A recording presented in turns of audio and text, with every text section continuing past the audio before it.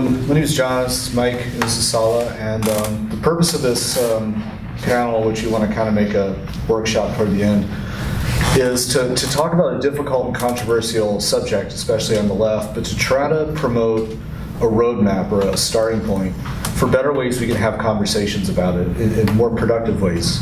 Specifically, the subject of Islam and not only standing up for Muslims against bigotry and certainly hate against Muslims, which is something we need to tackle, and I want to talk about how more veterans like myself and many others can support this, but also how people should be able to proactively criticize certain versions of Islam or certain aspects of Islam without reflexively being labeled a bigot or an Islamophobe.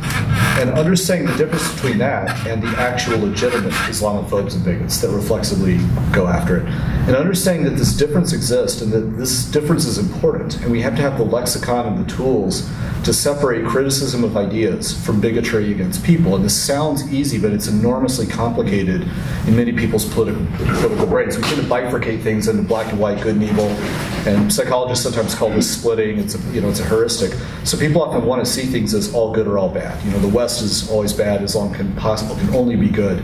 And this is an extreme form of thinking. It's almost the sort of Anakin Skywalker, all or none fallacy. I mean, there's many words for this fallacy, black and white, all or none.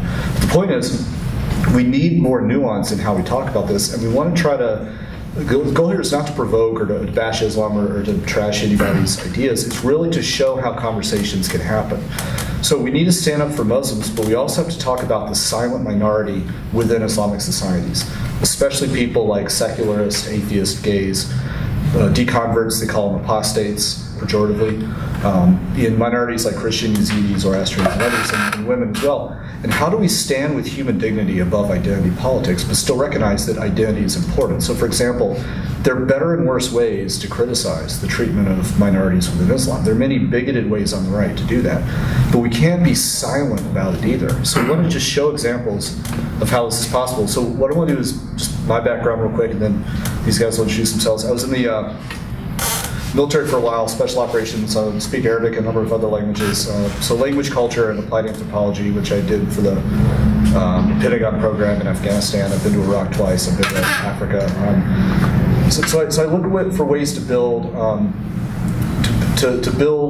movements and how to support movements for freedom and secularism and democracy in different parts of the world, but in ways that are led by people locally, ways that are led by activists and women and minorities in these societies, and led by Muslims too. And I'm a very big proponent that we have to work with Muslim communities, we have to work with liberal-minded Muslims all over the world, we have to support them. A lot of our policies against Muslims have been absolutely disastrous, and I want to communicate this to more of America and to more of the heartland, and encourage more fellow war vets to do the same. And I serve with Muslims, including some of the bravest people you'll ever meet that are willing to fight and die for what they believe in, including for their faith and to fight extremists that have hijacked their society. So that's my backstory here, and I'm trying to show that we can build a bridge between these different things. At the same time, we're going to talk about the need for how to have these logical conversations, and Mike is going to introduce himself, or either of you first, and Salah himself is from his. He actually is a Jordanian Palestinian. He's had refugee status. He's now doing great scientific work. He wants to talk about his lived experience, and I feel that this is not something we need more people to be able to talk about their experience living in these societies and have honest conversations in ways that are not bigoted, but in ways that can build this bridge. And if we don't have these conversations, the far right is going to have them for us. So we have to equip the left to talk about this stuff. That's my main spiel here. But yeah, if you guys want to introduce yourselves, feel free. Yeah, my name is Salah. I'm a physicist. I do work on something called molecular dynamics and density functional theory. Actually, in the previous panel, we were talking about problems in the Middle East, and the previous panel talked a lot about what I call outer variables. It's like how the West intervened with the Middle East, and because of that, the Middle East somewhat become radical. Like if we look at Afghanistan wasn't like this 50 years ago. It became radical because it got involved, caught up in world politics. And but also we shouldn't ignore inner variables, which are issues within ourselves also, like issues within Islam. And we need a platform to talk about this because it's important. It's affecting us even here in the US. Us as Muslims, it's affecting my mom, it's affecting my family, and we need to be able to hear this kind of criticism against a religion or ideas in this religion. So my name is Mike, and I have some Indonesian heritage, and for those of you who know or may not know, Indonesia is the largest Muslim country in the world by population. It has about maybe just over 200 million Muslims, and half of my family is living there currently right now. And we all understand the difficulty of having this conversation. It's extremely difficult. Even more so when you're talking with people on the left, because the gut reaction of criticizing anything about Islam is you're an insensitive, Islamophobic, bigot, and or racist or something like that. So we're going to say some things that are maybe so critical of Islam today. I don't want anybody to be upset. Anyone can leave, of course, anytime they want. You may find this boring, but if you disagree with anything that we say, I would really like you to raise your hand and question us or challenge us or anything like that. We're here to have a conversation and not just necessarily preach as well.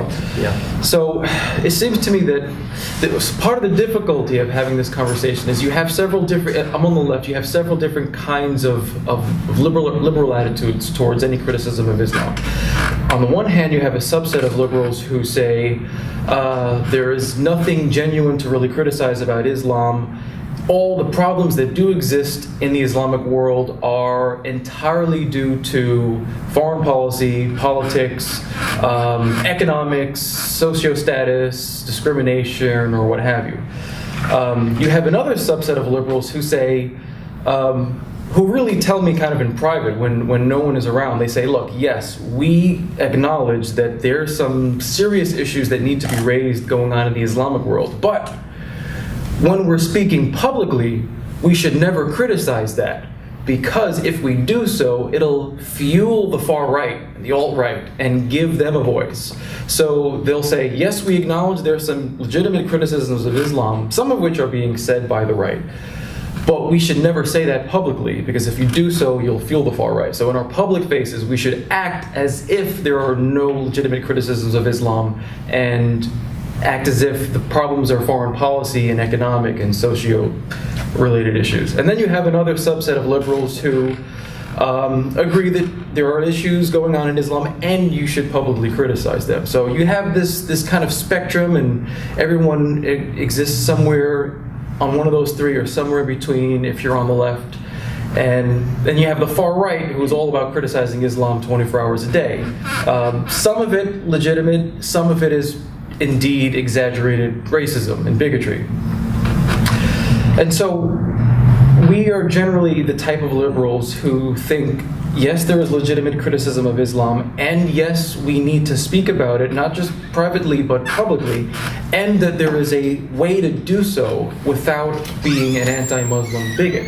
And so the question I would ask, would like all of you to think in your head, regardless of whatever your position on this is this. Is there a distinction between legitimate criticism of Islam and anti-Muslim bigotry? And if so, exactly what is that difference? I don't think a lot of people know how to answer this question, because I think a lot of people conflate any criticism of Islam with anti-Muslim bigotry, such that there's no distinction whatsoever. And so one of the reasons why I am critical of some of the things that go on, that are in the Islamic religion and that go on in the Islamic world, is because I am a liberal. I care about the rights of gay people. And why should my care of the rights of gay people extend beyond, end at the US border? my care, my passion for human rights should be worldwide. It shouldn't end at the border. And so I care about the rights of gay people in Muslim-majority countries. I care about the rights of women in Muslim-majority countries. I care about the rights of religious minorities in Muslim-majority countries. I care about the rights of people who want to express themselves as they want to in Muslim-majority countries, many of whom cannot do so because it's illegal. And so how can I, and some of the reasons why it's illegal is because there are certain things in the Islamic religion that make it very hard for minorities of these kinds to be able to express themselves and live their lives as they want to publicly. And so how can I criticize that without being labeled an anti-Muslim bigot or racist or what have you? And that's the conversation that we need to have. So that's what we're going to be talking about here today. Yeah, and another thing too is, and this is something, and we're going to shortly here, we're going to kind of figure out ways that these exchanges can be possible. For example, I have a lot of friends from all over the world, people I talk to in Afghanistan that are afraid to come out because they converted to Christianity or they're atheists, and they literally don't want to leave the house. They're afraid. They're not afraid of U.S. bombs. They're not afraid of the Taliban. They're afraid of their own family, their own brother, their own, and there's a lot of reasons for that. Geopolitics has a lot to do with why Afghanistan is the way it is. It's certainly extraneous factors. So you have the seeds of these ideas, but these seeds are nurtured and watered and allowed to thrive through a lot of bad policies and through external factors. So I'm not downplaying that. I want to just plant a flag there and set that aside for the moment. But internally, I talk to these people all the time, and I've talked to people from Egypt all the way to Saudi Arabia, Iraq, places like that are ex-Muslims, and they basically get attacked from all sides. These people get accused of being closet jihadis by people like Robert Spencer, and they get accused of being bigots against their own faith by people on the left. I have a friend who was just hanging out with his musician friends. This guy is basically is an ex-Muslim, and he told his friends that. And this guy is actually from, I believe he's from either Iran or Egypt. He told his friends he's an ex-Muslim, and these are just white secular liberals. And they were like, dude, what are you, a bigot against your own religion? And he posted something. He said, look, it's okay to be, if you're a former Christian, the left considers you hip, you're cool, you're trendy. You're a free thinker, dude. That's awesome. Smoke more pot, listen to Joe Rogan. You're an atheist now. That's so fucking cool. But the moment you say, well, I have brown skin and I am no longer a Muslim, and you criticize the religion you used to be a part of, all of a sudden their brain just starts spinning, and they reflexively think, well, you must be a bigot. This actually happens. It's happened to pretty much every one of my ex-Muslim friends. And there's a number of names you get called. Uncle Tom, Brown, Native Informant, Brown Human Shield. It gets worse. I've heard porch monkey before. I mean, it gets really bad, and this comes from the left. Not most people on the left, but this is a problem within the left has to address, as any idea community should. And lastly, they get attacked by some of the more conservative and radical Muslims, too. Not by most Muslims, but by the ones that, the Islamists and the more conservative ones, that call for either try to shut their Facebook down or call for their death or something like that for leaving Islam. So these people really don't, they're just now starting to have a voice. And you don't have to agree with everything they say. You can criticize Ayaan Hirsi Ali or my friend Faisal Matar. You don't have to agree with everything they say. We should acknowledge that ex-Muslims do exist. Possibly up to 20% of people in the Arab world. I mean, the poll numbers you really are difficult to accurately ascertain here, but there's possibly the quarter of the Arab world is atheist agnostic. Most of them will not come out and say that. That's a problem. And the same would apply if people had to be secretly Muslim and they were persecuted for that belief. No one should be persecuted for their belief. Full stop. So we have to find a way to give these people a voice, and that conversation is often silenced in a way that is extremely condescending and cruel. It's almost saying that the freedom, secular freedoms are an exclusive club in the West. That, we have a velvet rope around. And you can't enter this private club if you have brown skin or if you come from a non-Western country. This is an exclusive club for us, not for you. That's the message this sends to many people who come from places like Pakistan and Egypt that want the same freedoms. They want to join the club called feminism, and they can't. And they're often told to sit down and get back in their religion and be quiet. And that is insulting in a way that I cannot even describe. And most people don't realize they're doing this when they do it. So what we're calling for is more self-awareness and the tools to have these conversations and for more on the left to start talking about these tools and how to build a better roadmap, because if we don't start talking about this, more people on the right are going to be doing it for us. We have to create alternate narratives. That's how you beat bad ideas. You show a better way to talk about this. Because criticism of Islam is impossible to silence. If you look at Britain, if you look at the echo chamber reciprocity, the reciprocal radicalization between the far right and the Islamists, it's like a pendulum effect. You cannot silence that. The more people are quiet about it because they're afraid to speak out for fear of being called a bigot or a racist, the louder the far right's going to be.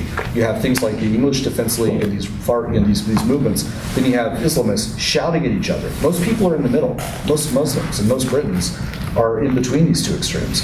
But if they won't talk about it, or if they're afraid to talk about it, the loudest voices will be your radicals. Milo versus Antifa is an example. How do you beat Milo?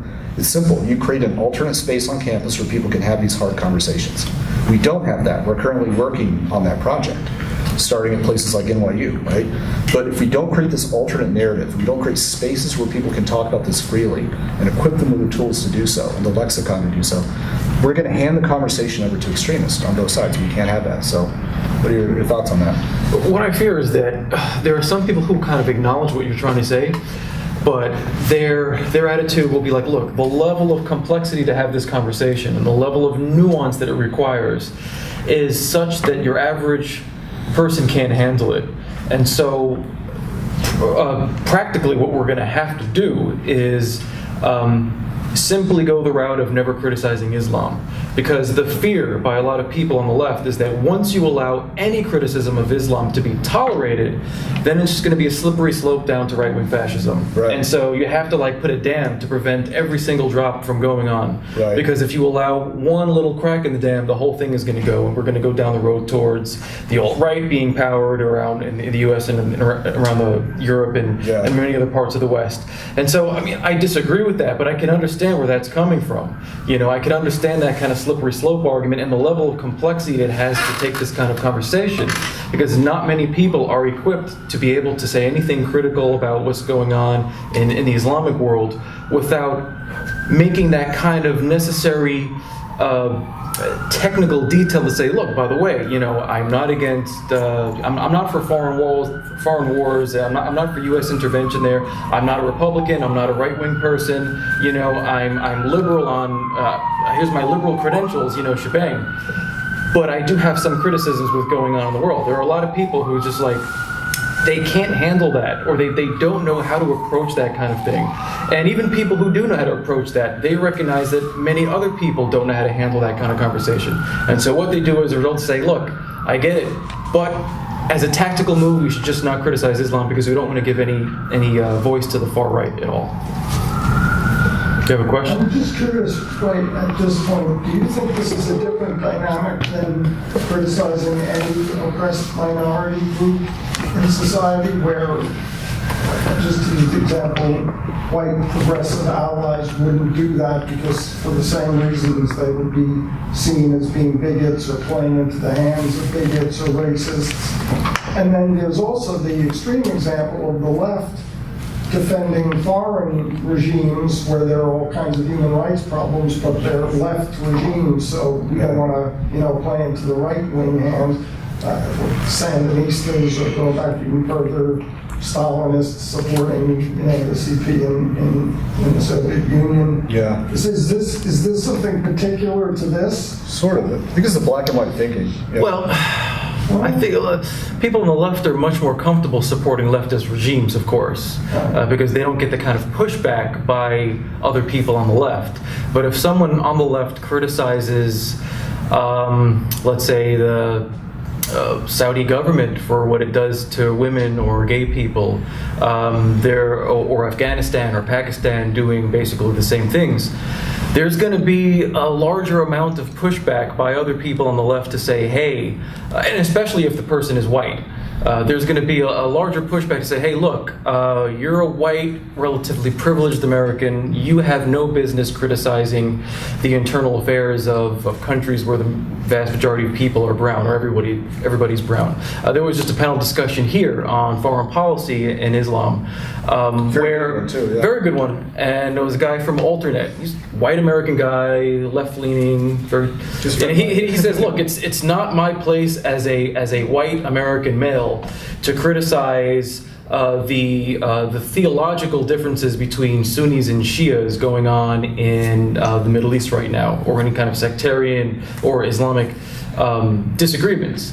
I disagree with that. I mean, why should you, being a non-Muslim, prevent you from being able to have an opinion and to be open about that opinion, even if it's a critical opinion, about something going on in the let's say, the internal affairs of a religion that is foreign to you?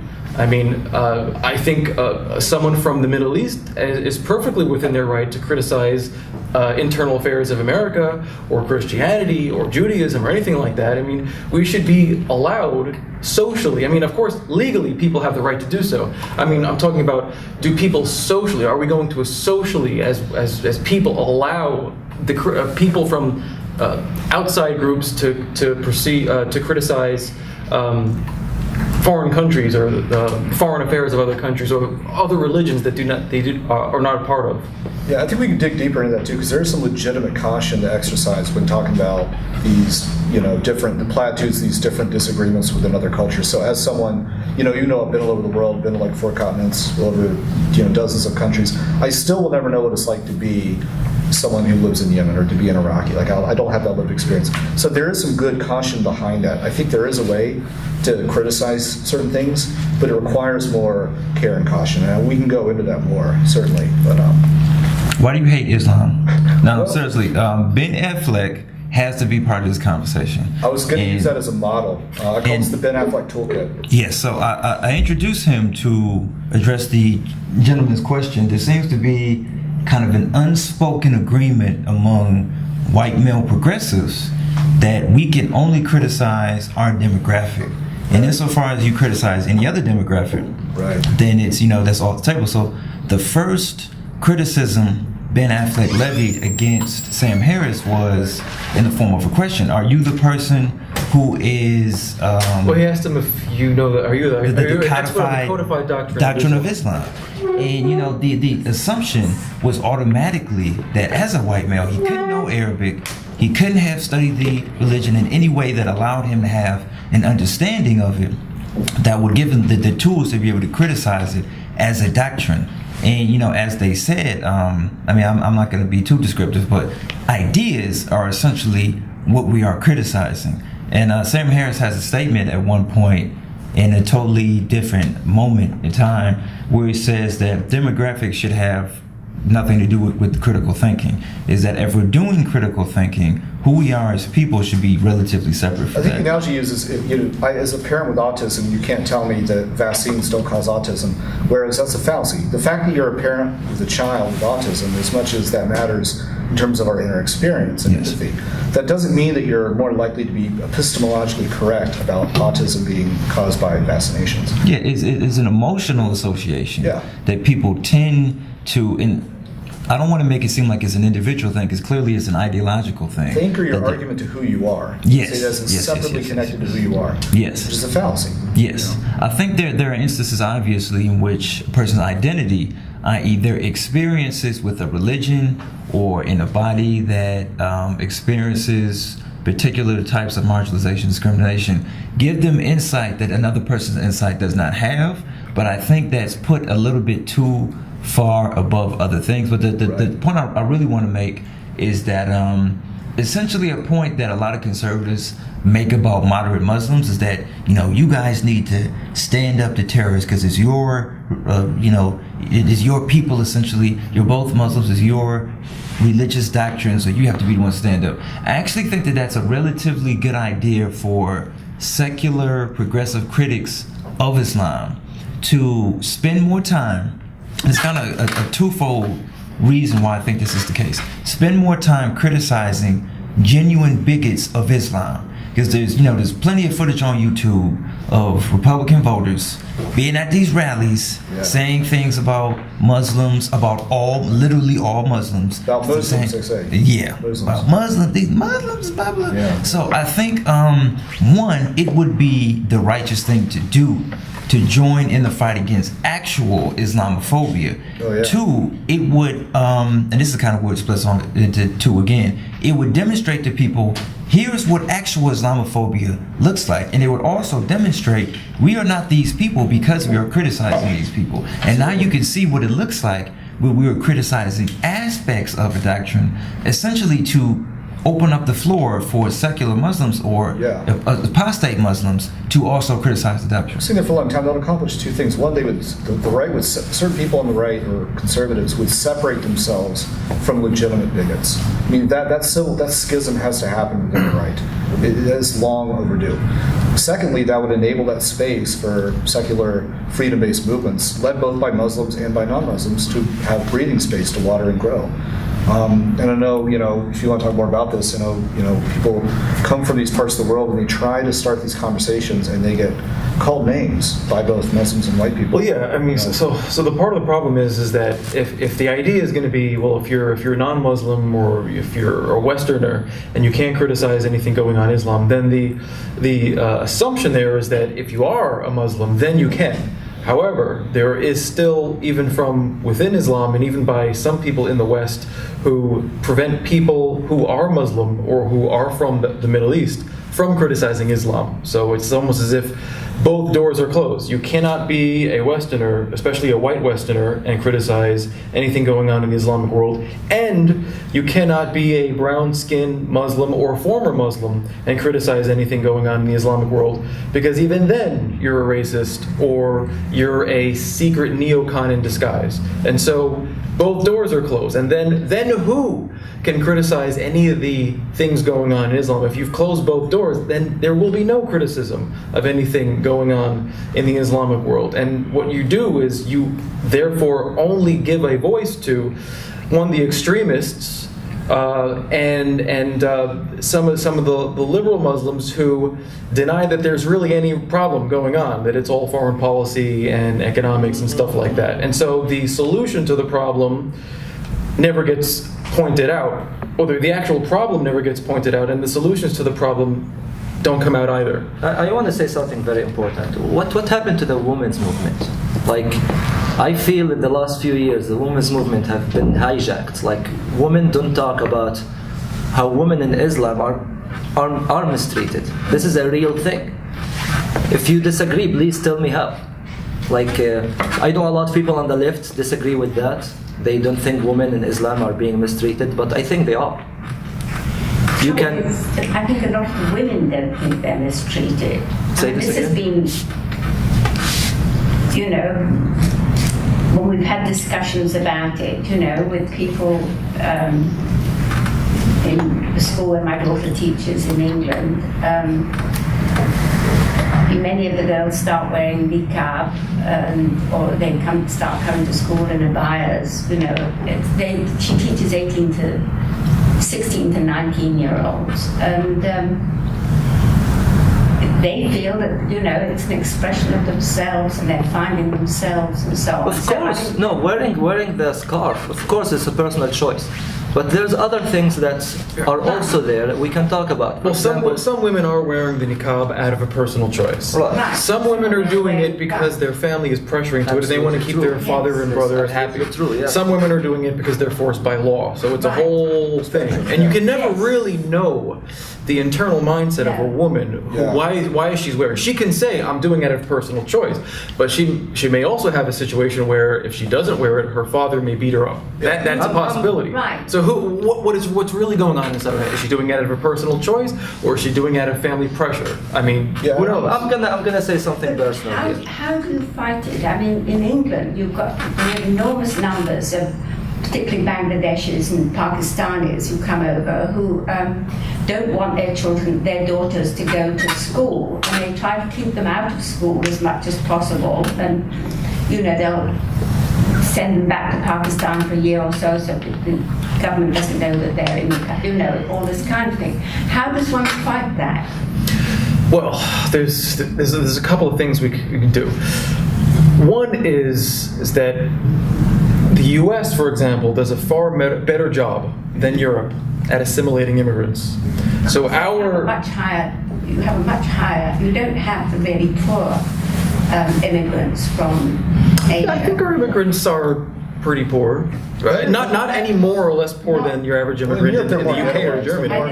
I don't think that's true for Muslims. What's your question again? Can you repeat the question? Can you repeat the question again? Well, I think that by and large, the Muslims who come into this country tend to come in from countries where they're coming in, their families are coming in on visas, very high-level visas. A lot of them are highly educated.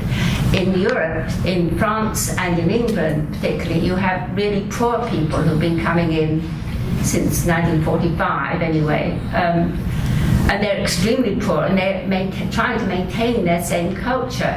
You're dealing with a different demographic. Okay, I get your point. So you're saying that in the U.S. we have a bit of a sample bias, the Middle East or South Asia, whereas in Europe you have a much wider range of people, includes a lot more poor people. Here's an example too. I lived in Europe a few years. I speak German and also English, mainly through pubs in London. But so the real problem in many parts of Europe is, and I've been back to UK quite a number of times, a lot of these secular European countries do not know how to assimilate people. They shove them into their own enclaves. They sort of ghettoize them. They say, you know what, we don't have a problem with you. We're hyper-tolerant, secular atheists with free healthcare. We have nothing in common with a Syrian, immigrant, from that part of the world. We just want you to stay in your space. We're going to tolerate you to go live here. And they sort of create these separate spaces. And in these enclaves, these communal enclaves, there's a lot of poverty. There's marginalizations. People rightly feel very downtrodden, and it creates a real identity strain.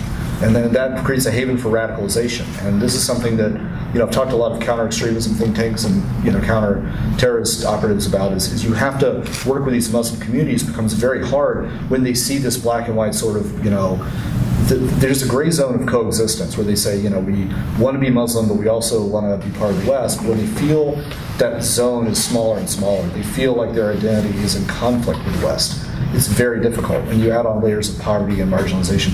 So that is a big part of it, and there is more poverty, I think, in these enclaves. And a lot of European governments are very bad at understanding how to work with these people. So they have this sort of fake liberal tolerance, and they sort of shove them into their own ghettos, and they say, well, we're tolerant, but we don't really understand you. Excuse me, when you say they shove them in... They don't literally shove them. I'm just saying. What would you cite? Birmingham? Bradford? Well, there's I'd say Molenbeek's an example. There's the ring around Paris, the ghettos around Paris. Yes, Right, don't you? Which are like housing projects, basically. Yeah. And you also have some self-segregation of people. Also, they come in the same way as in this country. Right. Staten Island used to be all Italian not because the government put them there, but because people came to their relatives. Right. Yeah, well, you have some self-segregation. I mean, you do have some people who come from, let's say, Bangladesh, Pakistan, who are very conservative. They're poor. They have a very conservative mindset, and their attitude is Europe is way too secular and way too liberal for my kids. Yes. So we're going to do our own thing in our community. We're going to send them to the madrasa. They're going to learn the Islamic way. We're going to keep our traditions, and we don't want our kids to be, I don't want my daughter wearing a mini skirt when she's 13, so she's going to wear everything. And so that kind of pushes them more into extremism. So part of it is due to the fact that Europe is so liberal and so secular, even compared to the US. But it's probably the most liberal, secular part of the world. And when you have people from the most religious, conservative part of the world, rural Pakistan, rural Bangladesh, living in neighborhoods side by side, when you have the most liberal part of the world and people from the most conservative religious part of the world, the reaction is liberals get more liberal, to kind of fight against this encroachment of religious conservatism, and the religious conservatives get more religious conservatives because they don't want their people mixing in with the secular liberal Europeans.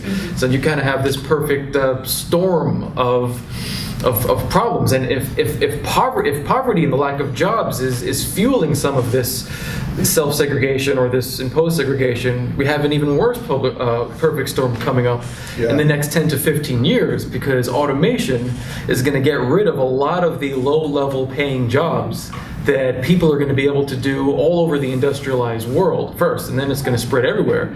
And so if someone proposes that the solution to this problem in Europe and to a lesser extent in America is we got to get these Muslim immigrants more jobs, well, the problem is that automation is going to throw a monkey wrench into that plan over the next couple decades. A lot of millions of jobs are going to be eliminated. And so you're going to have people immigrating, you're going to have them jobless, you're going to have conflict, cultural conflict, and you're going to have even less jobs potentially in the future, especially for low-skilled people, which many of these immigrants are. And you're going to have an even worse conflict. So I am not too optimistic about what's going to be going on in terms of the relationships between Westerners and people, immigrants from Middle Eastern countries or Muslim majority countries over the next couple decades. I don't see an easy solution to the problems that are going to be coming. What's up? Yes, I'm a Muslim, so most of the time, whatever I hear about a lot of people, but I just want you guys to explain to those people maybe Arab culture, to make the difference between Arab culture and Islam culture, because it's different. As a Muslim in Africa, we have our own, tribe or tradition, different from Islam tradition. So it's not just a kind of misunderstanding. This is the argument between Islam and being Muslim. You can do some. I think you can do a lot could of crazy thing. It doesn't mean because of Islam. It's a very wide range. You can be Christian and do something, but not in the name of a Christianity. I think this is exactly why we need these tools. You're absolutely right. Need to understand being Arabs. It doesn't mean whatever you're gonna do is like you're doing in the name of Islam. Whatever you say in the name of Islam. But because we don't we can do like Islam 1, the Islam Quran, 2, Islam and the Sunnah, 3. but the Prophet, the Sunnah, the Prophet. But because in many Arab countries they do a lot of things, it's not right. Absolutely. When you look at the Quran, it's not right. When you look at according to the Sunnah, it's not right. But we don't understand. As a Muslim, we don't explain to people too. But we think whatever Saudi Arabia doing is correct. No, it's not correct. Right. But like you said, it's silent, amongst Muslim community. This is exactly why we need an environment where people like yourself can sit down and talk with more secularists in the West, because this is extremely important to recognize that not only how to talk about this, but just the basics, like you said. Islam is a plurality of views, interpretations, and ideas. From schools of jurisprudence, Hanafi, Shafi, Maliki, and Shia as well, but even just cultural variations all across the world. There's a variety of motives on top of that for why people do things. If we talk about something like female genital mutilation, there's a variety of reasons that happens depending on where you are, and you have to think like an analyst if you're going to talk about why it happens. So we have to have the vocabulary to unpack this, and we need more people to talk to people like you and have people humanize each other, so more secular Brits can humanize Muslims in these communities, but also just get things off their chest. If you don't create this space, then we're going to have more of the far right talking about it. I think that's where a lot of the problems with women's rights comes in, because I think what happens is, at least my Muslim friends who are women, a lot of times what they say is, well, that's the things that happen to women are cultural. They're not based on the Quran and things like that, so therefore it's not an issue with Islam, or because they're moderate, or because their fathers and brothers and people like that are moderate. They don't see it as an issue with Islam. They see it as an issue with culture, or with extremists. And I think that's where a lot of it comes in. That because so many people see Islam as this unified thing, how people they think if someone's from a Muslim majority country, I've noticed a lot of time people mess up what country someone's from. I've been from Palestine, and they're like, she's from Pakistan, right? I'm like, I know. Not all key countries with Muslims are the same. But I think that's where a lot of it, there is this notion of what is the religion, what is the culture, and should they be criticized separately together. And I think particularly for women's rights, that's where, like how a lot of people see female genital mutilation as an Islamic practice, which is not necessarily true. There are other religions that do that as well. And so I think that that's a lot of it's what, that there is basis, at least from what I've seen in the Quran, for the different treatment of women. But for so many women who have actually read the Quran, they see it as a choice, you know, to wear a headscarf and things like that. And I think that that's a really important, like, differentiation. And how do we address both Islam as a religion and cultures that come from that? And I feel like that would be an important tool to address, is how to have those conversations in that way. Go ahead. Great.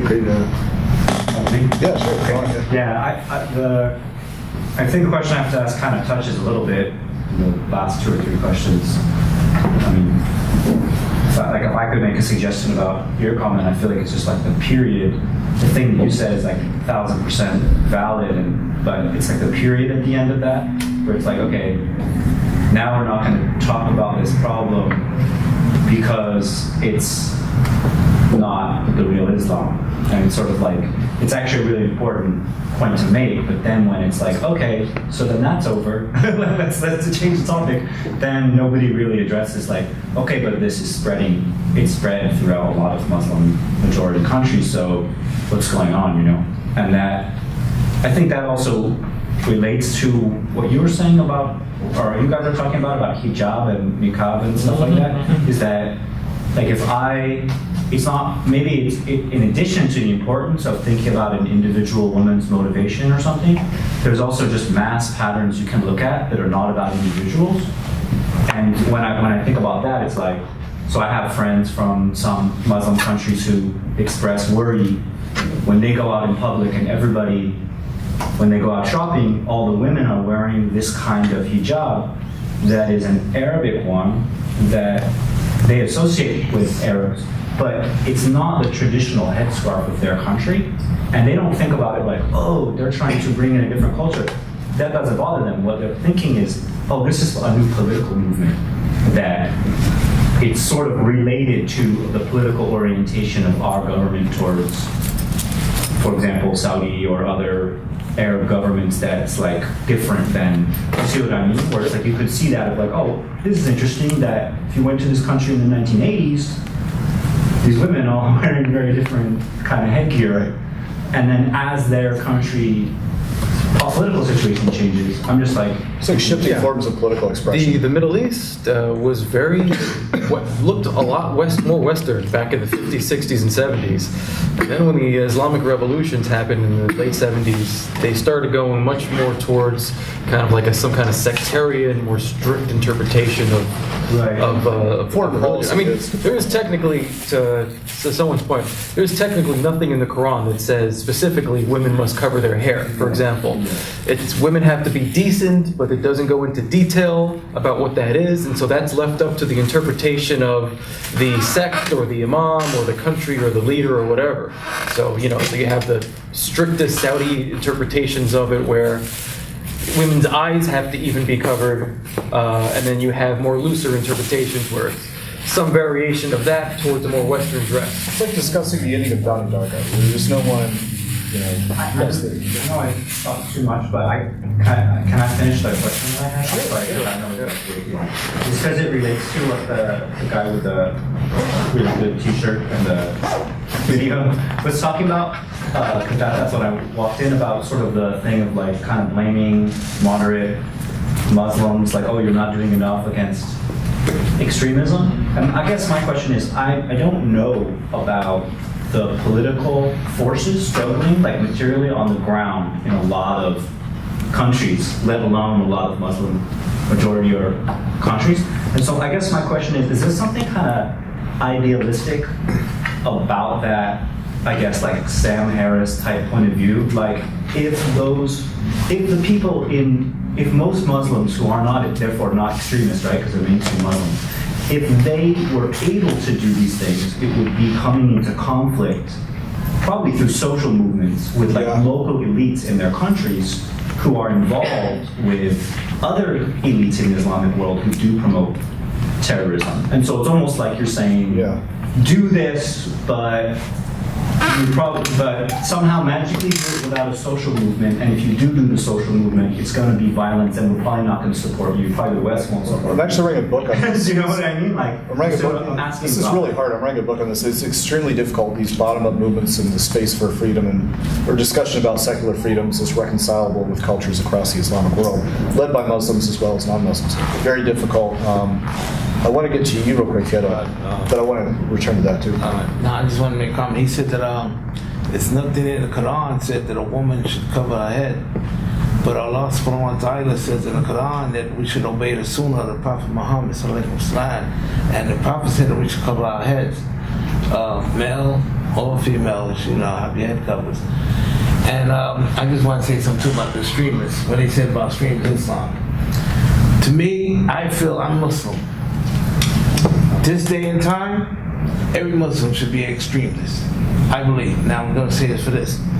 When you speak about ISIS, it never was a Muslim that was ISIS. It's a strategy of war to take the world. I want to say the United States, but I'm going to say the world. Russia, everywhere in the world, to bring about against Islam. And our Quran, and by the Sunnah of the Prophet, is never ISIS. Any of that never justify ISIS actions. Them are not Muslims. If you know, I mean, the actions. How can they do these actions? Then turn around and say they're Muslims. So there must be someone forcing these actions unfamiliar with Islam to bring the war about against Islam. When you deal with this ISIS stuff. I actually have personal friends that are Muslim, proudly identify as Muslim, including a Sunni. Do you consider ISIS, they're Muslims or they're not Muslims? Not Muslims. They're not. I think it's a strategy of war. But what did you mean that Muslims should be extremists? What did you mean by that? Well, when I say extremists, I don't mean going out killing, bombing, none of that stuff. Be extremists to ourselves, because this time, day, and era, the world is extremist against us. So we don't put a mirror back and defend ourselves, not by killing, not by war, sticking together and abiding by the Quran and Sunnah. As far as you can take that, Quran and Sunnah. Well, that means women should cover themselves. Well, Is give that their your choice. interpretation? Yes, they should give their choice, but you know, I don't think that determine heaven and hell for them. You know, but they should. You know, the Prophet said we should cover ourselves. As a Muslim, you know, we should follow the ways of the Prophet Muhammad. And the Prophet said that the women should cover their heads. They should have a headgear on. You know? Well, I want to say something to her point. What you said is partially true, not completely true. Some issues related to women are from Islam. Yeah. You cannot deny this. I'm gonna say something personal. My mom lives in the US. My uncle's been living in the US for 40 years. In Islam, the inheritance of the father, the woman take half the man. That is the Islamic thing. Okay? So this is not a cultural thing. Right now, my mom was denied education because of the same reason. Now this changed. When I talk to my mom and my uncles and my grandparents, I tell them, why did you deny education to my mom? They say, oh, women didn't go to school then. Okay? That's true. Okay, but I also think it has Islamic roots. I could be wrong there. But with the inheritance, women take half the man. Okay? And if you tell me this is not Islamic, I'm gonna call my uncles right now. Because when I talk to my uncles, okay, I tell them, why you think my mom should take half you? They say, it's the shara'. It's the shara'. It's like this thing that is immune from even talking about. It's the shara', we can't talk anything about it. Your mom is a female, she's gonna take half of me. Okay? And the reason I want like the left people in the US, okay, to criticize these things, because for me as a Muslim, if I go to my family and if I go to my family and I tell them this is not fair, it's extremely insulting for my grandfather. I'm talking about his money after his death. It's extremely insulting. I cannot bring it up. I will not bring it up. What I want my cousins, my uncle's daughters, I want them to see it in social media. I wanted to see it in social media, okay, that women in Islam take half the man, and this is not fair. And I want my cousins to go talk to their fathers. Dad, why my aunt's gonna take half of you? If my cousins who are like 16 and 15 ask their fathers this question, change come from there. So I disagree with the fact that things are culturally and like, oh, if you live there, there are some standards. Yes, of course, like maybe like 20% of Muslims who like disagree or have different ideas or different interpretation of the Quran. But there are some solid core things in Islam. For example, multi-wives. This is Islamic thing, is it not? No, but some people, abuse, they say you have to be fair between your wife. You have to be fair, very fair. How many people can be fair between two women? Regardless, that's not the point. The point is a man can do it. No, you can't. Because, apparently you can try. But, even the Prophet Muhammad said, in your heart, it's going to be, you're going to like or love one than others. But men have to be scared and fair and equality. If you What give does it even mean? if you give $50 to one, the others got to give, 50. But What if she only wants 25? Now, let me just say something. People get that mixed up. He said, you only treat them all equally. This woman might be happy with a Rolls Royce. This woman might be happy with a flower rose. If their heart is equally happy, if you complete the heart, that don't mean you have to go out and buy, every time I buy this woman, so I gotta buy the same equally. This woman may not even like what you buy this woman. But that heart, you try to keep their heart equally happy. I think you completely missed my point. I want to. His point is that some things do come from the Quran or the Hadith, and they inform the culture. And the cultures may have different interpretations of it, but there are certainly many things that go on in the Islamic world that can be traced. There's roots back to the Quran and the Hadith. I mean, why does ISIS throw gay people off of tall buildings? And by the way, just to it goes in confirm, the Hadith. And most Muslims don't do that, but it is. sorry, go ahead. The overwhelming vast majority, like 99.99%. But I want to say that because there are people that will literally say, "Oh my God, are you saying Muslims do this?" No, there's people that will strawman you in that way. So you have to have these disclaimers. So there's multiple variables at play. I want to get to your question, but I want to return to you guys and stay in touch about this because there may be a way to reconcile what we're all saying here, and I think this is the kind of environment we need. And it's almost an experiment in having this conversation, which is rare today. You couldn't see this at Berkeley or at NYU. And that is a fucking problem we have to address.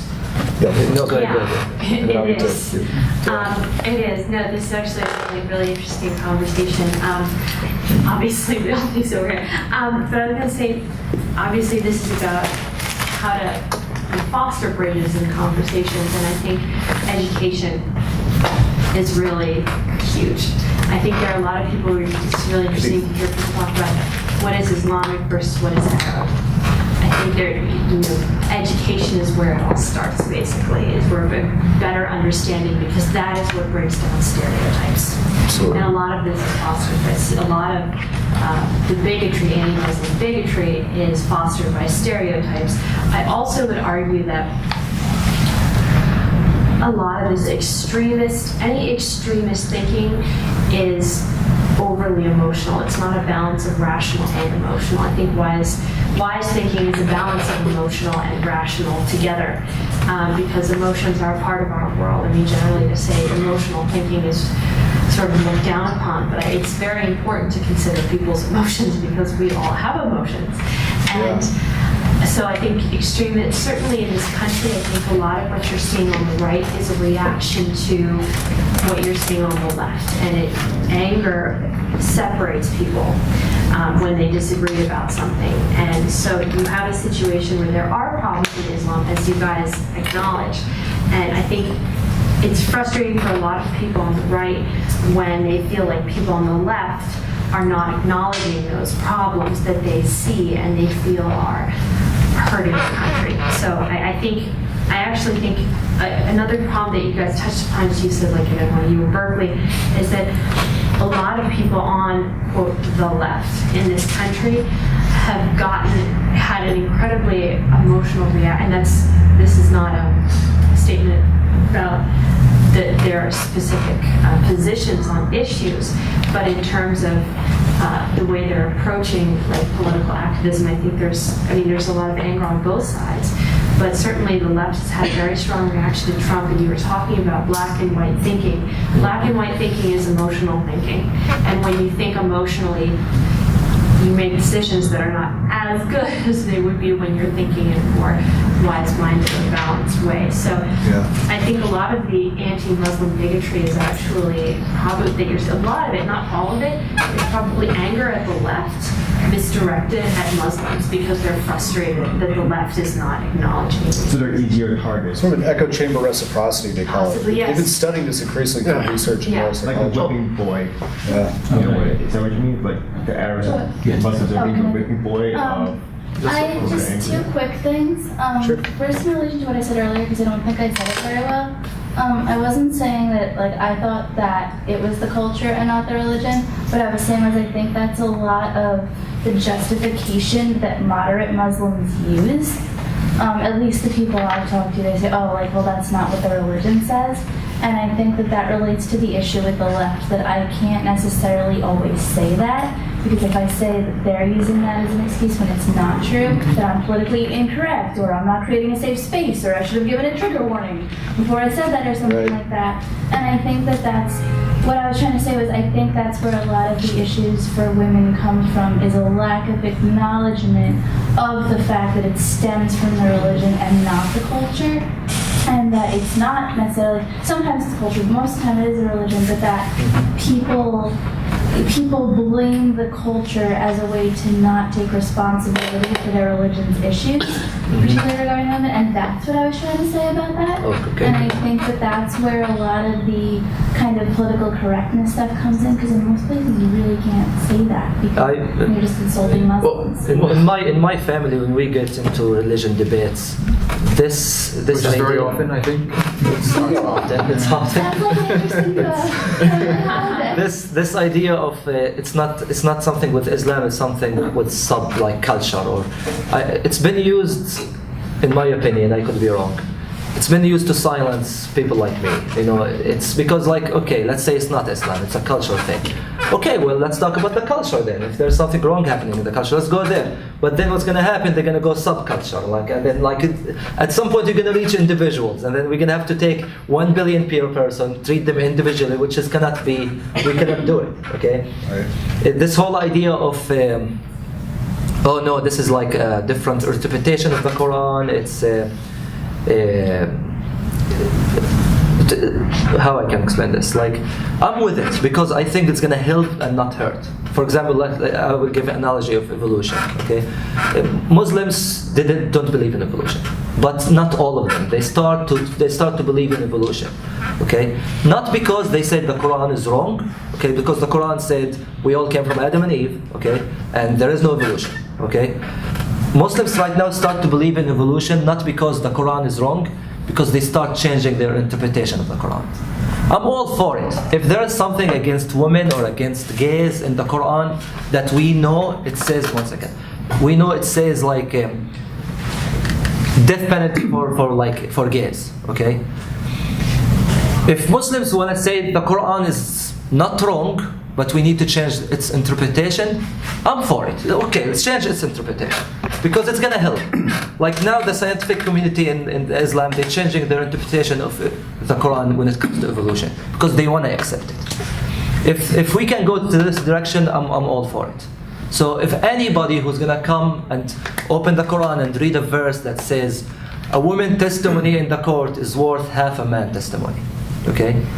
If the Quran says this, and a person like you gonna come and change the meaning of it in order to give it equal testimony in the courtroom, I'm all for it. Sure, let's change our interpretation of the Quran. If you don't want to say the Quran is wrong because it's like something extremely big, like we cannot completely say the Quran is wrong, let's change its interpretation. Well, yeah, I think we would all probably want a more liberal, the most liberal interpretation of everything in the Quran. Right. You know, so we want to see some of the more violent passages as more figuratively and not something that you should do literally. What if some Muslims say, oh no, the Quran is wrong and we should stop implementing Quran laws in our society, I'm also for that, absolutely. So, Yeah. I have to say, it's not only Islam that has problems with women. I mean, look at the Orthodox Jews and the Hasidim. I mean, the women there have pretty well the same yeah. kind of limits on them. yeah. A lot of Christian evangelical sects also have this idea. You know, they look at the New Testament where St. Paul says the woman must be obedient to the man, so on. You know, this So it seems like this, the- but it this is seems the like- same hold thing on, as hold on. Black Lives Matter, All Lives Matter. Like, yes, Yeah, all hold on, lives hold on, matter, hold on. but we seems like you're saying the problem is religion. Yes. All right, fine. I'm fine with that. No, but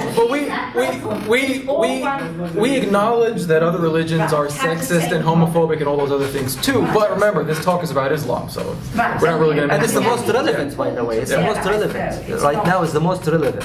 Yeah, go ahead. You were saying about Islam accepting evolution as a possibility and all that stuff. What brought on that change of attitude?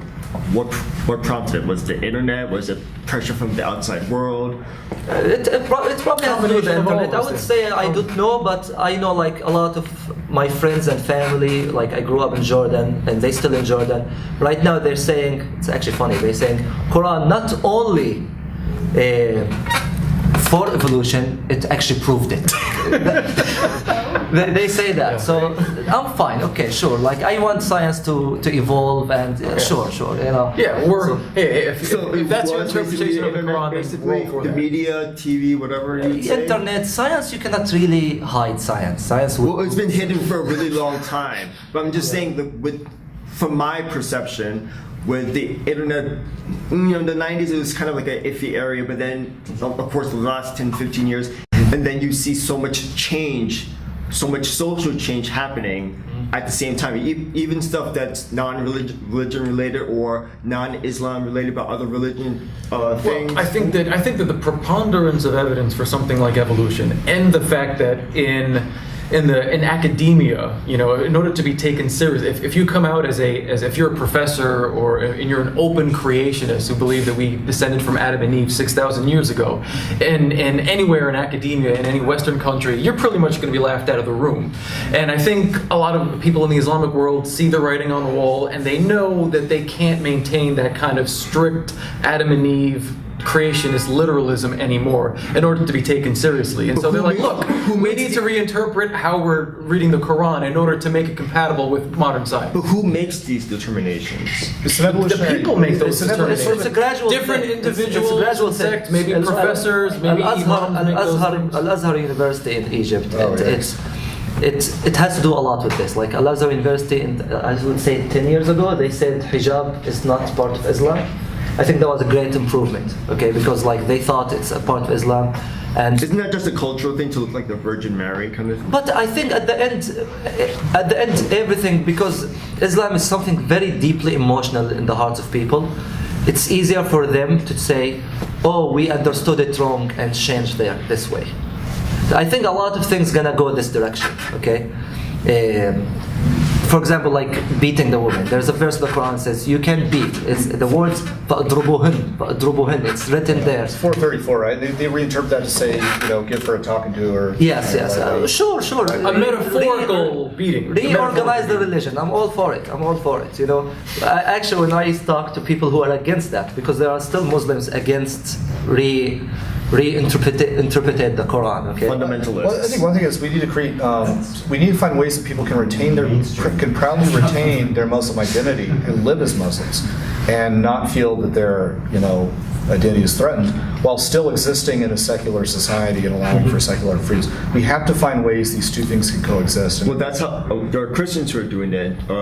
Followers of Judaism who do that. There are Right. Christians who believe in evolution. There are Christians who believe God Right. created evolution. There are There's Christians. different historical arcs of progress. I mean, Yeah, a lot of the Muslim but then that's where a lot of these different branches, different denominations. The point I branched made out. at the last panel was that a lot of the Muslims, especially the Middle East, has not had the breathing space to nurture, water, and grow these ideas. Yeah. And they need the space to develop their own path.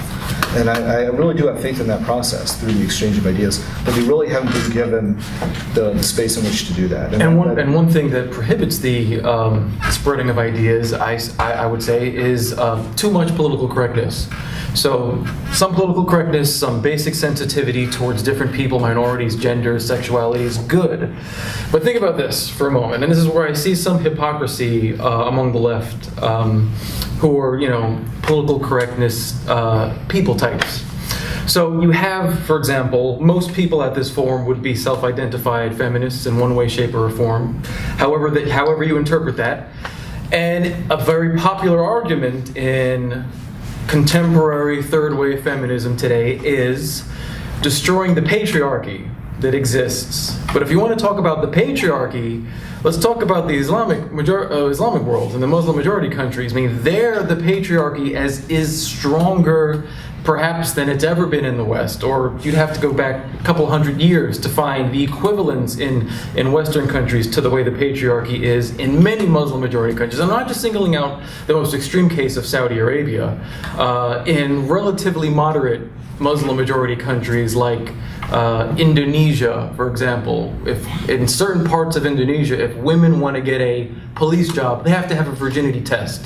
A man takes them into a room, she gets naked, and he sticks a couple of fingers in her vagina to make sure she's a virgin or not. And if she is not a virgin, she can't get a federal job. She can't be a police officer, for example. So that happens in Indonesia, which is where I have some ancestry, and which is usually touted by liberals as the example of a moderate Muslim country that is nothing like Saudi Arabia. So even in relatively moderate Muslim countries, you still have those kinds of things. So here's the hypocrisy that I see coming of the left. Feminists in Western countries smash the patriarchy, smash the patriarchy, smash the patriarchy. Okay, let's smash the patriarchy. But the moment someone brings up the patriarchy in a Muslim majority country where people are brown, then it's like, oh, we can't criticize that because that's another culture. I don't want to look like an anti-Muslim Islamophobic bigot, so we can't say anything. And so that's the hypocrisy there. Why shouldn't your criticism extend to other countries? It's ridiculous. As opposed to just manspreading on the subway.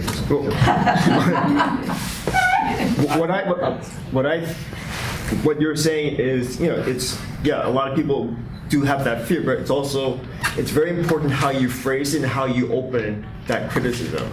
You can the wording is very important. You're not only that, but your body language, your attitude. You can't come off as smug or look like you're being acted superior or bigoted or I'm smarter than you, so you better listen to me when I'm saying this. You have to approach it in a respectful way. And just be very careful how you say it. And I think by doing that, you could get your point across. But the climate today among some people is you can't ever criticize things going on. Even if you try the most diplomatic, nicest approach, you're still going to, by a certain percentage of liberals, they're always going to be there who point you can't do that. You have to read the room and just figure out the way of how to approach it, how to phrase it. That's why we need incubators to practice this. It's like mixed martial arts. It has to evolve and adapt. We have to be able to. I mean, MMA was a laboratory. It's true. You can't give the same kind of speech, the same kind of questions in every room, like a cookie cutter form speech. You have to know your audience, read the room, okay, and try to see, okay, there's this many men in this room, this many women in the room, this ratio, the age, and so on and so forth. Agreed, but there has to be an acceptable way somehow. We have to be able to do so. You have to figure it out. Yes, I agree. But there has to be, at some level, a way to do that without getting the usual responses. The way to do it is to be allowed to make mistakes and to just continue to learn. But right now, people are afraid to make mistakes. And you guys, I'm sure I'd love to hear from you if you have I want to find ways we can fight bigotry against Muslims. I want to defeat the green frogs. I don't like the alt-right. I don't like bigotry. I speak 8 or 9 languages of various degrees. I've been all over the world. I'm a white male, hetero male, but that doesn't mean that I don't care about other people and other cultures. And even if someone only speaks English, if you have an ounce of empathy in you, if you're a decent human being, you should care about other people just based on the well-being of sentient creatures. One second, go ahead. Yeah. Well, I was going to say, it's not only the tone and the phrasing, it's the space that you say it in. I mean, we can have this conversation as allies, non-Muslims with our Muslim friends and colleagues, comrades. But I wouldn't have the same conversation with Pamela Geller sitting in the room. Right. You know, it just... It's very You have to be important. strategic, It's very right? important It's for not- the left Absolutely. to talk about this, because also the lefts are against war. This is like a great opportunity for us to make a better world. I think there's a great chance. Because like the progressive movement in the US, it's actually bigger than we thought. Yes, Trump got elected, but the progressive movement is big. And there is hope, but we need to work on all ends. There's room for everybody. Yes. Even for like a white male criticizing ideas in Islam, there's room for that, because there are bad ideas in Islam. Well, when you say room, do you mean on the front page of the New York Times, or do you mean sitting in a room like this where you know we share fundamental values about justice and human Yeah, rights? I think a lot of it is. Well, yes, the New York Times and popular left-wing media should be able to have these kinds of things coming out. It shouldn't be that, you know, like the subset of liberals that I was mentioning before, is that you only talk about this privately when you're in the company where you can talk about it without getting the negative reactions, but publicly you can't talk about that. Well, I'm against that. Look at it like this. Look at like an incubator when you design, you know, Silicon Valley tech bros design Flappy Bird and Candy Crush. They incubate that through laboratories of ideas. I think we need to start small and go big with alternate forms of media. One example is sitting in a room. There's tools in moral psychology to understand how to build rapport and identify as human beings first, then talk about politics. There's ways to have common ground. We have to start small and go big and create these bigger and bigger forms of alternate discussion and different forms of media to disseminate It starts this. with being in relationship and as allies. Yeah, Not the very first conversation is, hey, in Muslim majority countries, women are Right. oppressed. That's not a good opening line. No, in a perfect world, we'd all be drinking beer and getting to know one another, or drinking chai. I absolutely agree. It's humanizing each other up Well, close and alcohol personal. is haram. Hey, if it were up to me, we'd have shots of whiskey on this table, and you know. Only date one. Yeah. Yeah. I wanted to ask something about like what's the I'm curious. It just kind of seems to me like saying things about like reinterpreting the Quran, or even just like outspoken, I guess you could say like atheist Muslims or ex-Muslims. I'm kind of struggling to see how. Of course, like I totally defend like people who are ex-Muslims and atheist Muslims that have their right to everything, free speech and freedom and everything. But it seems to me like, you know, Islam is not going to, people are not going to say like, okay, let's reinterpret or something. It seems to me like, maybe going back to what she said about education, is like the more history people learn is really important, because maybe it's not about reinterpret, it's just about interpret. Because like, this is the thing that the little bit that I know, okay, about like the Quran basically, is that the first word of the Quran, right? Isn't the first word like read? Bismillahirrahmanirrahim is the Fatah. No, that's what is it? Iqra. But I mean like Iqra. Okay, and wasn't this come from a time in Arabic language when there was no written Arabic language? No, there was a written Arabic language at the time. Most people were illiterate, but there was a written Arabic language. But it wasn't codified at all. It's a very beautiful book to read in Arabic. The Lord took a message down to the Prophet Muhammad. He was in a cave. He sent it through the angel Gabriel. He said, Iqra, read. Now this prophet couldn't even read. Right. All right. And he's like, I couldn't read. I can't read. And the angel told him 3 times, Iqra, read. Right. You know, and he just took it on as, you know, he gathered from there, you know. But so that's okay. So that's sort of the same idea as what I'm saying is, you could think about it as basically the first commandment. If people are supposed to follow this, right? The first commandment is like, do what is not obvious.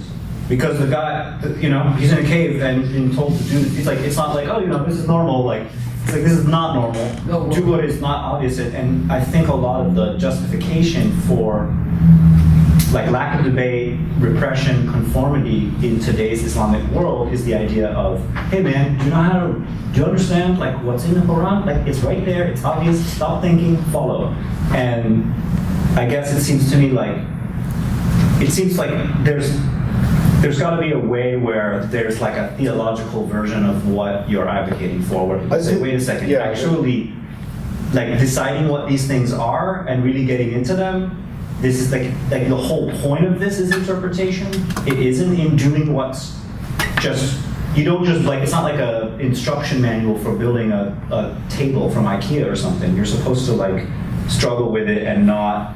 And Well, it's you not can supposed struggle to be making an easy. IKEA table also. Yeah. But you're supposed to kind of know. Especially if you're high, it's really difficult. Right. But you see that, but we feel that as injustice with the IKEA table. But this is supposed to be the thing that like, that's kind of what I'm saying. Is like it seems like you have to be able to go in that direction of saying, and about history. Like I don't think that the scriptures in the Old Testament that share with the Quran about gay being a sin says that gays are a sin. My impression is that if we were all biblical scholars who understood Aramaic, my impression that they say is actually it's raping men is just as much of a sin as raping women. But through our interpretation today, we say, oh, lying with another man, that means sex, so being gay, oh, that's a sin. But if people knew like more languages, ancient languages and history, like they understood these things. Same thing with, weren't there like really old Islamic cultures where the women would cut up fabric and hang them from their face? Sure. As like that was their concept of modesty. So it's like a totally different interpretation than wearing a Yeah. jilbab or We need exposure hijab. to ideas and the ability of people to embrace types of science and skepticism and literature and learning, So but in a way promoting that, that interpretation is actually the duty of a religion rather than well, we need to find ways to make it Just to all. reconcile these things. There was a rich tradition in early Islam, in the Golden Period, where there was a lot of debate, and you had people, debating in Baghdad, Islam outside, and yeah. interpretations openly in a way that can't be done in some Muslim majority countries today. But I do kind of see the thing is the naive liberal in me wants to think that if you really knew how to interpret these religions, you'd get a nice liberal outcome from it. The non-naive liberal in me says at least some of the interpretations, the original interpretations of these things, were not compatible with human rights or modern liberal society today. And so you're not always going to get, oh, it doesn't mean kill the gays. It really means just kill the gays who rape. I don't really think that's the interpretation of that part of the Bible. And No, but in the Quran, you reinterpret it that way. I think what you were trying to say is that some of the reinterpretations may be more fundamentalist, and the original interpretations may have been a bit more liberal. But I don't really see that. That could be the case on some verses. But if you go back to the early interpretations of Judaism, of Christianity, and of Islam, in each of those religions' first couple of centuries, you don't get a liberal outcome interpretation. I mean, you get a pretty damn conservative interpretation on many of the things in them. And certainly you get a lot of things that would not be compatible with human rights today. Though even there was a difference between what was scriptural and what was practice. Like an eye for an eye, a tooth for a tooth, sometimes fundamentalists quote that. Well, in Judaism, that was never the actual practice. There was all kinds of hedges and rules that prevent it from being that. So it's like Pashtun in Afghanistan today. It actually lowers violence when done properly in a tribal context. Right. Not to say that perfectly translates into the Old Testament, but So you can't just like lift the text out for your own purpose, whatever the purpose is, and say, oh, that's what was really meant, and assume that was the practice. But you're always going to have someone who says, no, that's the correct interpretation. And who is going to adjudicate that disagreement? You and the rabbi? He's just a person. He's a human being. God didn't tell him directly what the exact interpretation is. And so you have two people, just like you have with every religion going on today. You have multiple people, each claiming they know the correct interpretation of their religion. There's no way to decide. There's a good argument for secularism that's really beautifully reconciled with Islam, is that an umbrella of secular freedom best allows Muslims to thrive and practice different interpretations. You don't want any one version of Islam imposed on you by douchebaggerous thugs in uniform we see in Iran or Saudi Arabia. And that is best for Muslims. You can appeal to Islamic tradition to support that, to support science, based movements. There's beautiful traditions in Islamic history. And we need to appeal to this, not just through talking, but through iPhone apps, through conversation apps. If we can teach people how to talk about this in Al-Azhar University or on the streets or with their family. There's people all over the Arab world and Muslim world in general, they're just really hungry for knowledge. And they've been kept down and suppressed by history through colonialism and other things.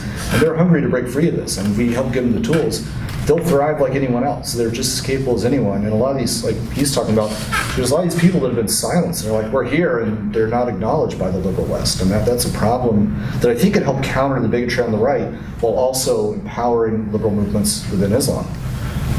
So you would say that there needs to be a grassroots kind of social revolution, so to speak, of trying to do what we're trying to do, which is to change the dialogue on Islam. It's not going to be a top-down approach. It's not going to be an authority figure or whatever. It's going to be people talking to one another, saying, "Hey, look, there are some problems with Islam. We need to be able to talk about that openly with one another without the charge of being an anti-Muslim bigot immediately being thrown at you the moment you say anything critical about Islam." Transnational bottom-up, self-organizing, often youth-led. That's already happening. It is starting. We need to it is happening. Okay, but let me ask you this: American Catholicism doesn't look like this pope is not a good example, but let's say previous popes. What their vision of Catholicism was. American Catholics on the ground are doing something completely different. Oh, it's true. So is American Islam. Pope says don't masturbate. Well, yes. Do it. Well, Catholicism. This pope didn't say do masturbate. Really? That's awesome. No, I'm joking. The Catholicism is a little bit different from Islam. I mean, most Catholics do not practice at all. Now, your average Catholic watches pornography, masturbates, uses condoms, is pro-choice, is pro-gay the marriage. average Muslim watches pornography and masturbates. Well, pornography is universal. Aside from that, a much larger percentage of Muslims actually practice their religion and take it much more seriously than your average Catholic around the world. Most Catholics today are Catholic in name only. They don't really practice at all. But Muslims, a much larger percentage of Muslims do practice it. But you especially now, because Islam has been connected to surviving mode. Because a lot of Muslims in the Middle East right now, they feel they need to get connected to Islam to survive the new wave of war, like in Syria. And the U.S. Role in the Middle East didn't help. It increased radicals. It's very easy to group people. It's like, oh look, they're coming to invade us, they're coming to bomb us. Let's all get together. Al-Islam huwa al-hal. Islam is the solution. It was a very, very popular verse I had one, in the Middle East. I just wanted to ask this gentleman, sir, who is a prominent person speaking out against the problems of Islam today? Who isn't being tarnished and brushed by as an anti-Muslim bigot? I mean, who are the prominent people on the left doing that do not succumb to this accusation that you're an anti-Muslim bigot for criticizing Islam? Yeah. In Islam or outside? Give me an example of either. Islam, people like Reza Aslan do that. I think pretty I see, but the problem I have with Reza Aslan, I think that he's an obscurantist. I think that he doesn't acknowledge that there are true issues going on with Islam. And he acts as if the Quran and the Hadith mean absolutely nothing. It's just that everything is cultural and everything is due to Western foreign policy. He doesn't see any connection between religion and the behavior of Muslims at all. He's like a denies it postmodern. completely. He's the apologist. Yeah, what Reza Aslan does, in my opinion, is that he tells liberals what they want to hear. That Islam is a religion solely of peace, and that any issues that are going on in the Islamic world are solely due to Western foreign policy and poverty and things like that. He doesn't acknowledge that there is a connection between the behavior of some Islamic extremists and the text in Islam. See, someone like Majid Nawaz does that, and he gets labeled an anti-Muslim bigot. I mean, just to push back and tell me what you... There are times to have these discussions. If I was a Jew in 1933 Germany, I'm Jewish, would that be the time for me to start debating with other Jews and non-Jews about, what are the oppressive features of Right. It's Judaism? more like a moral triage, yeah, or Yeah, prioritization. I mean, But I don't think the Muslims right now you can compare them to the Jews in 1939. It's like, I don't think you can compare the two. I don't think we're that. It's completely, because that's the exact time to do it, because it's an acknowledgement of the problems that exist, because if moderate Muslims, if people were acknowledging these questions, I think there'd be less of an opportunity for people on the right and things like that to criticize them for not doing anything about it, and it would kind of sort of a feedback. Well, your point is that when it's a feedback loop. well, your point that I take is that when a group of people is being oppressed, that's not the time to be criticizing their culture or religion, right? Is that what you're saying? And the argument would be that Muslims are in that position now. Strategically, it might not be the most effective time even to achieve what you want to achieve, which is both protecting the people and helping them liberate themselves within their own culture. I just think that, when you're up against the wall, that's not the moment. Well, we should get back with I think what the Muslim religion needs is like what they had in Europe. a reformation. Yes, like Henry VIII. Well, who killed a lot of people, though? Henry Knox in Scotland. Let's face it. A woman going to confession, a girl going to confession in any Catholic church, how do you think she feels? She's confessing to a man. Yeah. That's really terrible. And you look at the Episcopal Church in this country, which is the Church of England, United States, it allows gay ministers. There are no gay, I don't think there's any gay ministers. And women. I don't think there's any gays in the Catholic Church. Well, the Episcopal Church is among the most liberal churches in the country, in the world. One of your hands. But The problem- you need to change it. I need to change in the Muslim religion, like they did in England and Europe. I totally agree with you, sir, on And that. let me be more specific. During Saddam Hussein, people got along. Because if they didn't, they were killed. People, the Sunnis and the Shias got along. Did they not? I know you picked on the Kurds, but the Shias and the Sunnis, and it was a very modern socialist country. He was relatively secular. University. I get your point, and I totally agree with you. The Islamic world needs a reformation. But what happened in the Christian world that allowed the reformation to happen was people being allowed to criticize the different doctrines of Christianity. Before that, you were killed for criticizing the church, whatever the church was for that country.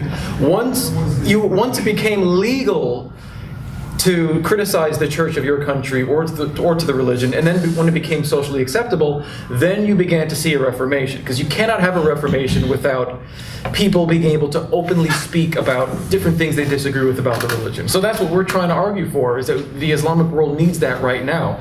And if it can't come from the top down, from the political structure, from the leaders down, then it has to come, in a sense, from the bottom up. People, Westerners, Muslims, need to be able to sit down and talk about these things and say, hey, look, Islam needs a reformation. Here's the reason why. Those reasons why are going to include criticisms of Islam. But if we don't allow any criticisms of Islam, that conversation never gets to happen. So that's exactly what we're arguing for. If you can perhaps get a prominent Saudi to want to get a divorce in public, then maybe you can get a reformation going. But to address the gentleman's comments regarding when it's appropriate to question doctrine, it's very difficult to compare anything to the Holocaust qualitatively or quantitatively. But I think that a relative example of my favorite secular Jew was Bill Maher? Close. Favorite contemporary secular Jew, but of all time was Spinoza. It was coming from a Sephardic background. The Sephardic Jews a generation ago had just been expelled from Spain. And if he had taken that as a sign that it wasn't time to question Jewish doctrine, we would have lost one of the greatest philosophers of all time. Yeah. So I tend to think that... Are you saying that they're offensive and racist? So this idea that as progressives, we can't talk about certain things. Republicans see that, and they go, "You're fucking nuts." Okay, this shit is happening. So if you're not gonna, and of course, Republicans have the worst, most allergic, vitriolic reactions in the world to any perceived grievance that they have. I mean, the Tea Party is, case in point, where they literally, a black guy got elected and they literally lost their fucking minds. Not that they were great to begin with, they just elected Bush twice. But for one, we cannot ignore that which is empirical reality. There's one problem on the left that's bigger than every other, is ignoring empirical reality. Two, I think we need to criticize ideas and we need to be sensitive to when it is that we're doing it. But at the same time, it needs to be done. But lastly, I really wanted to bring up Christopher Hitchens. Because the one thing I could never agree... You said what? The one thing I could never agree with Chris Hitchens on was his feelings towards the position that NATO essentially should take towards Islam. And his positions, to me, not only embolden the most extreme elements, and I mean by extreme, I mean terrorist elements within Islam, but they also, I think, reinforce more peaceful Muslims who want to really follow the Quran closely, but that may set a chain of events that prevent them from maybe embracing evolution. There was a study maybe a decade ago about Turkish medical students. I think over 50% of them didn't believe in evolution. I'd be interested in seeing a follow-up study, see how much that's changed. I imagine it has changed. May have changed back the other way. So you don't want to drive people away from what would otherwise be liberal trajectory. Yeah. So essentially, I just. Okay, hold on. Go ahead. So I have a few points. So I want to say I'm definitely very skeptical of notions that things shouldn't be criticized at inopportune times. For example, during the civil rights movement, a lot of the justification for decrying the criticisms of the status quo among leftists was, well, we're in the Vietnam War right now. We don't have time for this. Wait 10 years. On the other hand, though, I do think that there is a certain strategy with regard to how these things are criticized. To take as an example, the question of the Holocaust in a more contemporary sense. I wouldn't go on a right-wing, white nationalist, anti-Semite radio show to talk about the crimes of Israel against the Palestinians. It's not the right venue for it because you're legitimizing that platform. So if anyone wants to comment on that, and I have a couple other points. You can go on a left-wing radio program and you can do the same thing. Right. I think it's a good point. Definitely selective fire almost, like it's time to pick your target and how you're the victim. Yeah, I mean obviously when you're talking to people, there's a time and a place to do so. But I don't think the idea is that the popular idea on the left today is that Muslims are oppressed, therefore we shouldn't be criticizing things going on in the Islamic religion or practices and things going on in the Islamic world. But it seems to me that Muslims are always going to be oppressed in the Western world. I don't see an end. I don't see a date where Muslims are going to stop being oppressed. I think you're right, but you're overstating it because there is also the fact, which is in a parlor room discussion, that the U.S. is at war, either overtly or covertly, with how many Muslim countries? At least 7. At least 7, yeah. Yeah, so, I mean, that's not like a side thing going on over there while we have a discussion about whether or not there should be a reformation in Islam, which there should be. Yeah. Raining bombs down on people doesn't give them a lot of space. I think we're on this panel. We're all against what the U.S. is doing in many of those Muslim majority countries. Yeah. I am a liberal generally in my foreign policy. I like a non-interventionist approach. I would really like the U.S. to not give Saudi Arabia tons of 110 or $300 billion of weapons. I would really like us to stop toppling secular leaders to allow Islamists. I would really like the government to stop giving Islamists money and supporting them directly or indirectly, and to doing all those kinds of things. There's drone strikes like crazy. Or Israel, exactly. So yes, there's the foreign policy, political aspect of what the U.S. is doing, which definitely indeed fuels extremism by alienating Muslims and giving them a legitimate grievance against the West. But then there's also the cultural aspect, which is to say that there's the foreign policy, military aspect going on, but we don't have as much influence on that. So the only thing we can maybe do is start a grassroots movement. We have to have two prongs. Is what I'm saying. We can't deny one or the other. Influence on what our own government is doing in terms of. Because it seems to me that no matter who is in office, liberal or Democrat or Republican, you still basically get the same foreign policy. You still get a neocon foreign policy. I agree. I told the last panel my priority would be to shift our foreign policy away from this. I've seen this up close and personal. The ripple effects are terrible. I agree with you. That's a priority problem. I think we could do both, though. I don't think it should be a false choice. You know, we can do both. But I totally want to continue this conversation offline. It's a good one. Yeah, in addition to what he said, about Arab country, U.S. intervention, Western, like France intervention, Libya, that's messed up all West Africa, So how those people live in this country, even they're not Muslim, they're gonna be against U.S. That's people don't understand here. U.S. foreign policy is not good on those countries. That's why everybody, whenever there's like my brother is a Muslim, and I see my countries is Muslim countries attacked by Muslim countries, so I'm gonna feel the same thing with them and give help. That's why a lot of Muslim countries try to be against US. Whatever you see those people doing like a terrorist attack, why they doing that? Because of US foreign policy, because they're trying to exploit a lot of oil, a lot of natural resources in this country. Same thing in Middle East, same thing in Africa. That's why we don't like French people too, because whatever they do, they extract everything. People, dying, they don't give shit to people over there, and they exploit everything. All company everywhere in those countries, French company. And the people are suffering. Oh yeah. And the more powerful nation has a louder voice. We're almost going to wrap up here. That's why they say no matter what, if we African, we don't have peace in our country. If we don't eat in our country, we're gonna exploit Europe. That's what that's happening right now. A lot of immigration issue because they have nothing to do.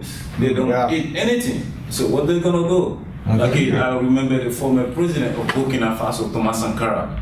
He was assassinated in 1984, but now a lot of African people, what they do, they just try to go by Libya, Tunisia, Morocco to go to Europe. You go to France, you're gonna see that's Africa, because you see all those Africans from every French-speaking country, they're all way over there. Interesting. Real quick.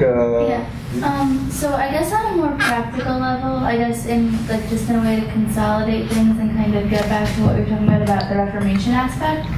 What I'm hearing from this is that we kind of have a two-pronged thing where we need to have a discussion in the U.S. about Islam and a discussion in Muslim majority countries about it. So what I'm wondering is, I guess my thing would be that in the U.S. you need things in classrooms and things like that. But in other countries, I think that education is important, and I think that particularly girls being in school is important because it's a major issue. To me, that's probably one of the biggest things. But my issue would be we're talking about all these wars, and we're talking about the U.S. and other places being bombed and things like that. My question would be, how do we have this reformation? How do we start these grassroots type movements? How do we allow this to happen in this climate? And I agree that it should be happening. I don't think we should wait. I think that there's never a time not to criticize. I don't agree with that. But practically, how does that happen? How can that be made to happen in this climate? Well, I'm gonna say about John. John is working on a project to empower secular movements in the Middle East, provide them with resources, help them if they want to create websites to connect with each other, how to organize university events, and the secular movement in Egypt is extremely strong, and Jordan a little bit, but in Egypt there's a huge secular Muslims movement. Oh yeah. And I think what you're doing is gonna really help. It's because the US has been doing this for a while, and you can use your expertise to talk to these people, reach them out. And I want to have a separate panel sometime on this and really talk about this more and write a book on it. It's very difficult, and there's a couple forums coming up in New York about this with Muslims and ex-Muslims. That's a conversation we need to continue. It's not enough time to really encapsulate it, but there's a lot to unpack there, and there are ways forward there, I think. And one other thing, just to because you were talking about secularism, just a point of clarification, in case there's any confusion, secular doesn't mean atheist. Secular simply just means you don't want religion dictating civil law. So you could be a believer in God and be a secularist at the same time. So when he's talking about secular movements, that includes Muslims who don't want the Quran or the Hadith dictating civil law in their country. They could be believers, but they want a secular civil law. And we're gonna, like, I'm consider myself a secular Muslim. We're gonna do a secular version of ourselves, like using our culture. It's not gonna be like a Western secular view of the world. It's gonna come through the Islamic and the Arabic and like the Middle Eastern culture. So, yeah, go ahead. The one thing I feel like I haven't really heard here is just basically something about like a working class organization and struggle, which I think is relevant. I think the politically correct censorship, lack of conversation about this comes from basically the ascent of advocacy politics and counter, as opposed to organizational, basically class organizational politics, which have been in decline in some parts of the world anyway, for like this one for a long time. And an advocacy counter movement can't work. So saying like we have to have a discussion, we have to have like a counter narrative, I feel like, yeah, of course, like we should support that and endorse that, but by itself it can't work. It's you. Right. What people I think really need is alternate narratives. Is something that's actually not really about discussion. And so as everything that goes in the direction of like discussion, as opposed to a sort of collective, immediate self-interest, like you're trying to organize labor action, well, and then you exclude people of different religions and genders and races, you're weaker. And when people have a stronger organized class, they're much more likely to be like, okay, so we see, your side of the story. I'm oversimplifying. It's not this simple. But what I mean is like that to me, like there's kind of a dead end as well in a lot of countries where people are not talking about this. Is a lot of the time because they're in a way collectively weak.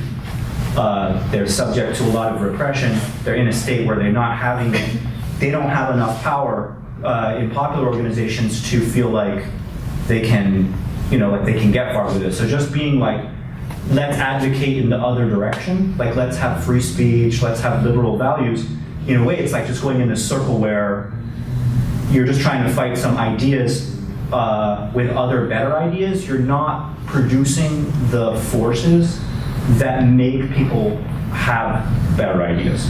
You see what I mean? Like that encourages Social them to, in my interest, it's in my self-interest to care about you, to have solidarity with you, and we're getting more and more power to open up the spaces to talk about these things. A lot of that is very physical, territorial. If you don't have that, nothing else is going to happen. So just making a sort of like less prejudicial version of like Sam Harris or something is probably like a really nice, like intellectually honest liberal person. He ends up in those awkward positions which are kind of reactionary because he thinks in this really bourgeois way, which does not account for class and organizing people against like poverty and exploitation and all these things. So I just feel like that would be another thing to plug into. It's not like, I know I'm saying it like it's a simple solution, it's not. You need a but full like, spectrum approach. Yeah, to like plug that into it instead of being like, oh, let's kind of be, consistent liberals or something. Well, there definitely is evidence that as societies become better off economically speaking, and as governments become less corrupt, a byproduct of that is secularization. People become more secular as their countries become safer and cleaner, and gender equality becomes more evened out. So one of the ways to help some of the religious extremism in parts of Muslim majority countries is to help them out economically. As a byproduct of that, secularization comes out. That's I always say if Israel want to fix the Palestinian issue that they think they have, give them money. And a stronger, give them money. Give them money. Working class who's radical and organized is also more likely to be able to stop the foreign policy, the militaristic foreign policy, into the Islamic world. Also, I think educating and empowering women is one of the absolute best tools on the planet to fight extremism. What you were saying, to improve the society, you said give them money, but also with educating women, yes, but also my personal belief that raise the bar to the latest standard of education for both men and women, and children of a certain age that by this age they have this kind of education. They have the latest, the most current knowledge. It takes a lot of time on the ground to do that properly. There's tons we can talk about for hours. Of course. I'm just saying. I think that's a big part. Absolutely. It's not just give them money. Oh no, you're right. Just throwing money usually doesn't work. I've seen. No. We need to spend time on the ground building this from the bottom up. Keep we got in to wrap mind, up here. America does not even have the latest standards of education. No, yeah, that's true. That is very true. We don't teach critical thinking. We got to wrap up soon. I was going to say, if anyone wants to leave their email information, I'd love to continue these kinds of discussions, and certainly you guys raised great points. If anybody has anything else you want to say, let me know. But I really appreciate everybody coming. I think this is a solid kind of starting point for building more of these discussions, and I'd love to stay in touch with anybody here on this. So, thanks. Thank you.